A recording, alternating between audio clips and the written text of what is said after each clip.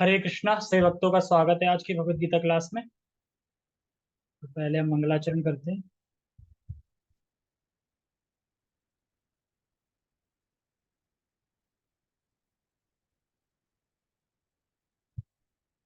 ओम अज्ञानतिमिरान्धस्य ज्ञानञ्जनशलाकया चक्षुरुन्मिलितं येन तस्मै श्रीगुरुवे नमः। श्रीचैतन्यमनोभीष्टं स्थापितं येन भूतले स्वयं रूपः कदा मह्यं ददाति स्वपदान्तिकम्।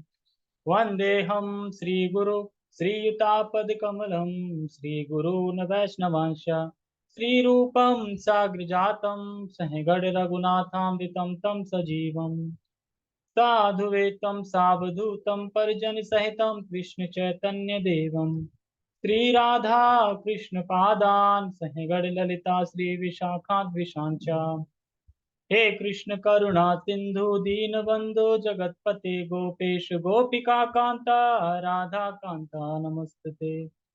तप्त कांचन गौरांगी राधे वृंदावनेश्वरी वृषभानुसुते देवी प्रणमामि हरिप्रिये। वाञ्छाकल्पतरुभ्यश्च कृपा सिन्धुभ्य एव च पतितानां पावनेभ्यो वैष्णवेभ्यो नमो नमः। जय श्री कृष्ण चैतन्य प्रभु नित्यानंद श्री अद्वैत गदाधर श्रीवासादि गौर भक्त वृंद। हरे कृष्णा कृष्णा कृष्णा हरे हरे हरे राम राम राम हरे हरे। रामाय रामभद्राय रामचंद्राय वेदसे रघुनाथाय नाथाय सीताया पते नमः।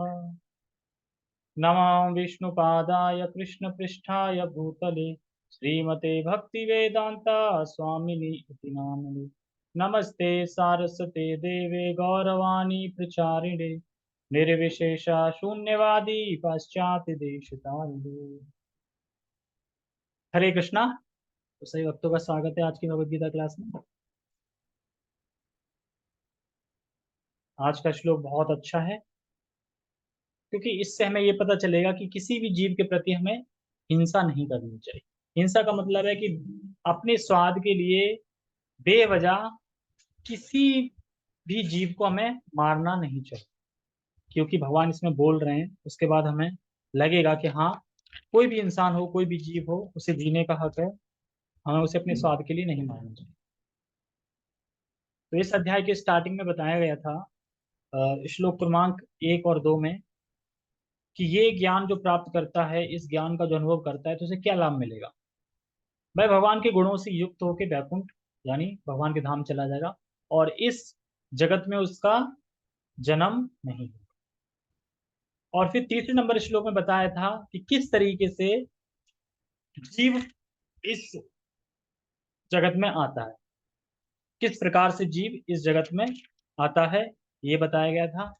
और अब भगवान आगे बता रहे हैं, उस पहला हम श्लोक का उच्चारण करेंगे। सर्वयोनिषु कौन्तेया मूर्तया संभवन्ति या तासां ब्रह्म महद्योनिरहं बीजप्रदापिता। सर्वयोनिषु कौन्तेय मूर्तयः सम्भवन्ति या तासां ब्रह्म महद्योनिरहं बीजः प्रदापिता।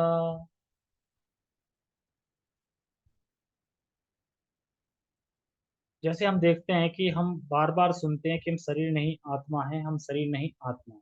तो क्या होगा, हम आत्मा है, हम शरीर नहीं, हम आत्मा, ये जान के क्या होगा, तो क्या करना चाहिए।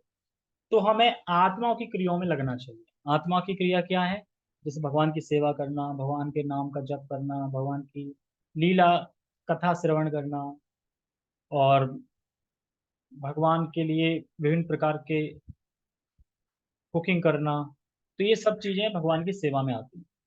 तो ऐसे अगर हम भगवान की क्रियाओं में लगे रहेंगे तो धीरे धीरे क्या होगा, तो धीरे धीरे आत्मा का गुण है वो प्रकाशित होगा। धीरे धीरे आत्मा का गुण प्रकाशित होगा। और अगर हम भोग में लगे रहेंगे, आहार निद्रा भय मैथुन, अगर हम इसी में लगे रहेंगे तो क्या होगा, तो उसी प्रकार से हमारी ये भावना बढ़ती जाएगी कि मैं ये आत्मा नहीं, मैं शरीर हूँ, मैं ही शरीर हूँ, मैं ये शरीर हूँ, मैं ये शरीर हूँ। ये भावना बढ़ती जाएगी। इसीलिए भगवान इसमें कह रहे हैं सर्व योनिषु कौन्तेय मूर्तयः संभवन्ति या। सर्व योनिषु कौन्तेय मतलब जितने भी योनि आपको इस जगत में दिख रही हैं, जितनी भी योनि आपको इस जगत में दिख रही हैं, विभिन्न विभिन्न रूप दिख रहे हैं इस जगत में योनियों के। मूर्तः, मूर्त मतलब रूप, यानी शरीर दिख रहे हैं, विभिन्न विभिन्न शरीर दिख रहे हैं, कुत्ते का शरीर, आ, इंसान का शरीर, जानवर का शरीर, पेड़ का शरीर, विभिन्न प्रकार के शरीर दिख रहे हैं। संभवती यह, जो उनके शरीर संभव हुए हैं, जो दिख रहे हैं, जो बने हुए हैं, संभव हुए हैं। शरीर एक मूर्ति यानी एक रूप दिख रहा है ना, एक रूप हमें दिख रहा है, जैसे ये शरीर है, दिख रहा है। तो जितने भी शरीर दिख रहे हैं, यह सभी जो मूर्तियां हैं वो दिख रही हैं, इन सब का स्रोत क्या है? तो क्या कह रहे हैं? तासाम ब्रह्म, तासाम ब्रह्म महर योनिर अहम बीज प्रधापिता। यानी ये जितनी भी ये चीजें दिख रही हैं, ये क्या है? इनका स्रोत है मद ब्रह्म। जैसे मद ब्रह्म मैंने कल बताया था, प्रधान को बोलते हैं, तो प्रधान से ही सारे जीव आए हैं। ठीक है, जीव आए मतलब जीव जो शरीर है वो जीव आए हैं। भगवान ने जो अपनी दृष्टिपात किया था, जीवों को उस पर रख दिया था, फिर वहां से सारे जीव इस तरीके से आए हैं। तो वही प्रधान है, वही स्रोत है। और उस प्रधान के पिता कौन है? मतलब उस प्रधान में बीजों को, बीज डाला किसने? तो वो कह रहे हैं अहम बीज प्रदा पिता। भगवान कह रहे हैं वो बीज मैंने डाला। तो हमें समझना ये होगा कि इस संसार में जैसे एक माता, माता एक बच्चे को शरीर देती है, माता बच्चे को शरीर देती है, लेकिन उसमें बीज कौन डालता है? बीज देने वाला है पिता। तो ये ऐसी प्रकार से पिता है कृष्ण और माता है प्रकृति। तो अब ये प्रश्न नहीं उठना चाहिए कि हमारे परम पिता कौन है। तो पिता कौन है हमारे? हमारे पिता कृष्ण है।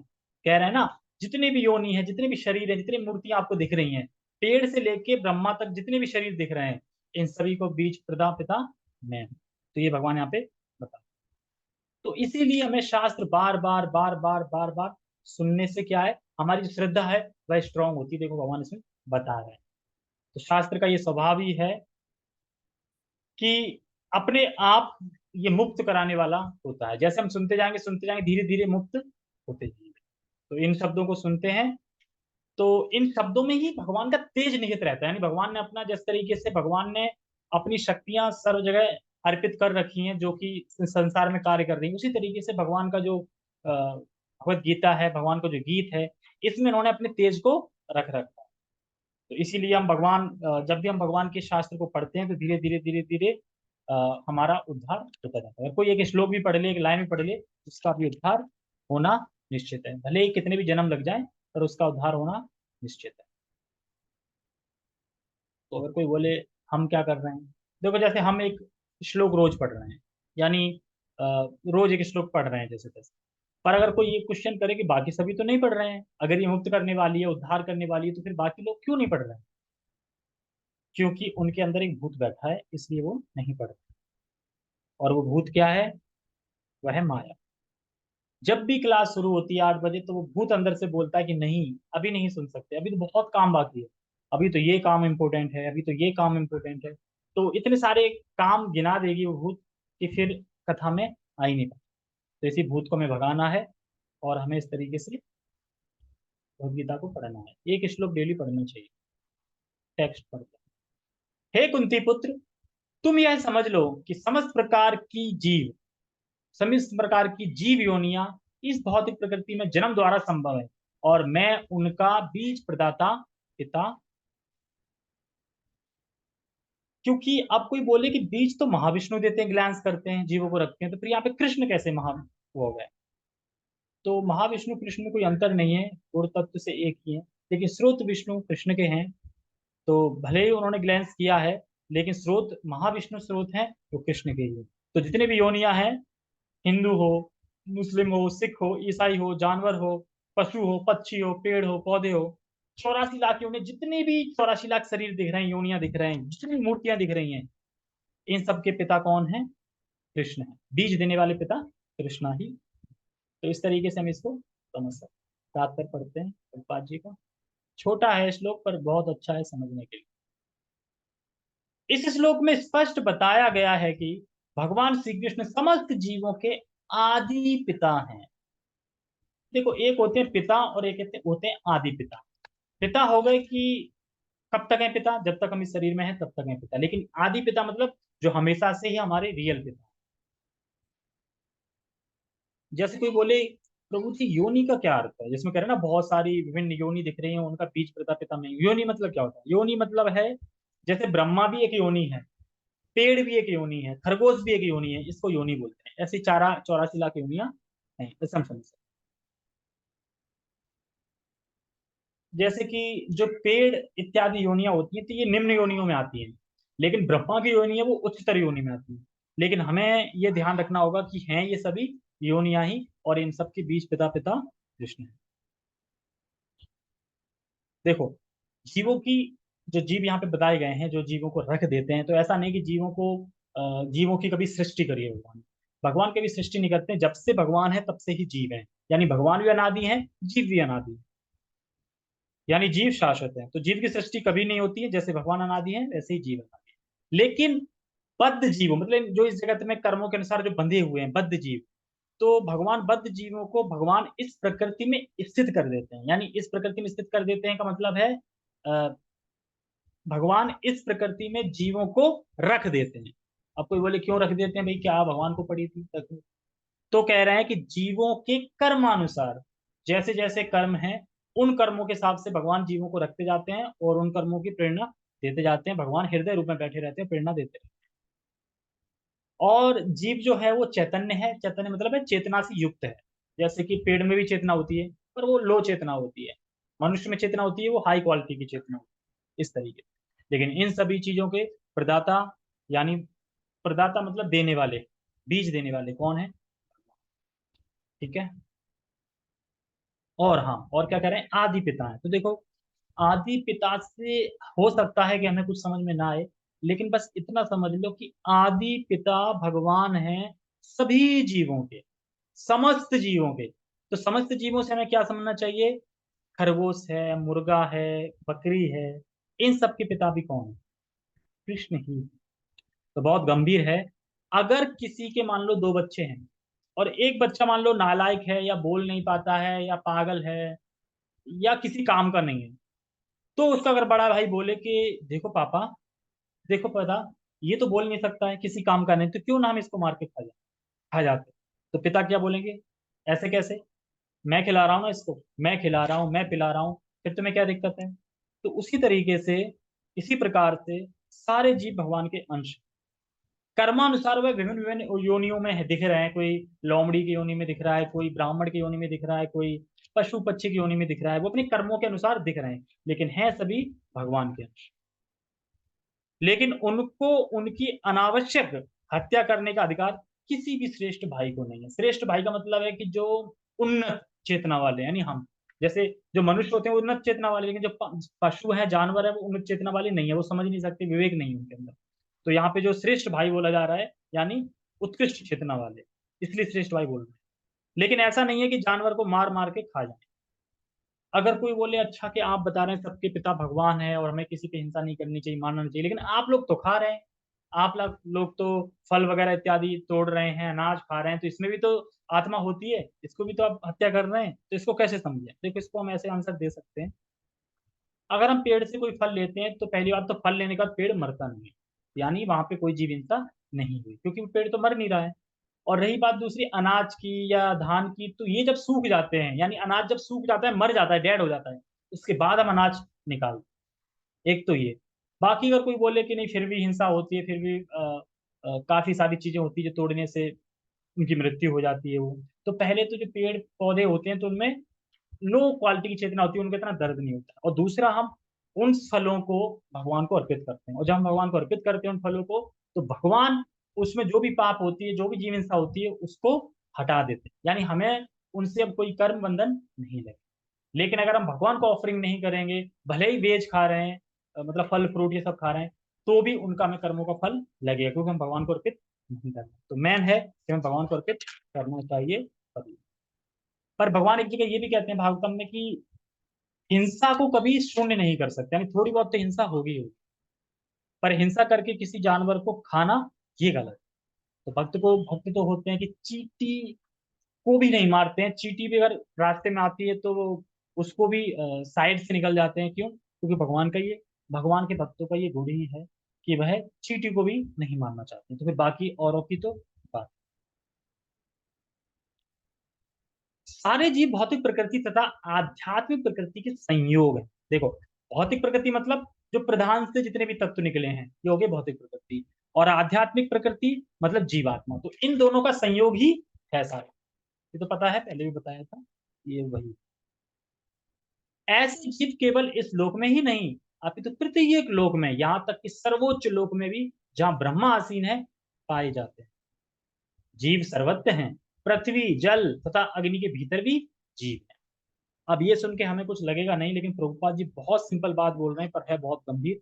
क्योंकि करोड़ों रुपए तो इसी रिसर्च में खर्च हो रहा है कि क्या मंगल ग्रह पे इंसान है, क्या मंगल ग्रह पे जीव है, क्या चंद्रमा पे जीव है, क्या अग्नि में जीव है। यही खोज चल रही है, उसी में सारा पैसा, करोड़ों पैसा खर्च हो रहा है। लेकिन भगवत गीता में भगवान सीधा बता रहे हैं कि जीव सर्वत्र हैं, जीव सब जगह हैं, जीव अग्नि में भी हैं, जीव सूर्य ग्रह पे भी हैं, सब जगह जीव है।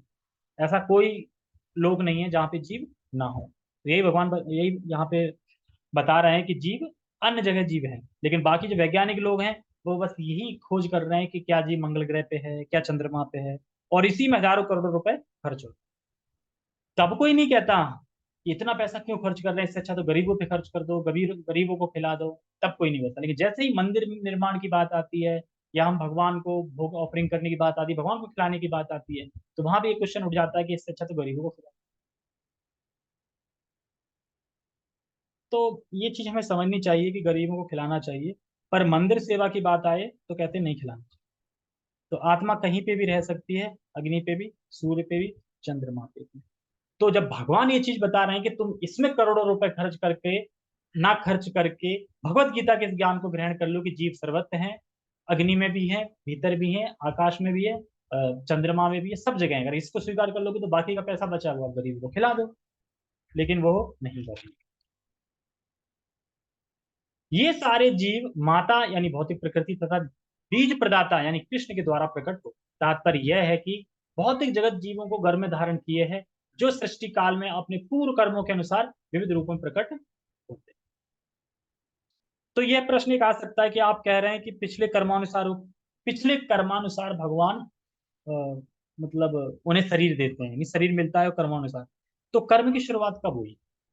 तो इसके उत्तर में यही है कि कर्म की शुरुआत कभी नहीं हुई, कर्म अनादिकाल से, तो अनादिकाल से वासनाओं से युक्त है जीव, और इसीलिए वो सब कष्ट हो गया। ठीक है, हरे कृष्णा। छोटा श्लोक था, ज्यादा बड़ा नहीं था। जगत गुरु शील प्रभुपाद की जय, श्रीमद् भगवद गीता की जय, निताय निताय गौर प्रेमानंदे। हरि हरि बोल, हरे कृष्ण।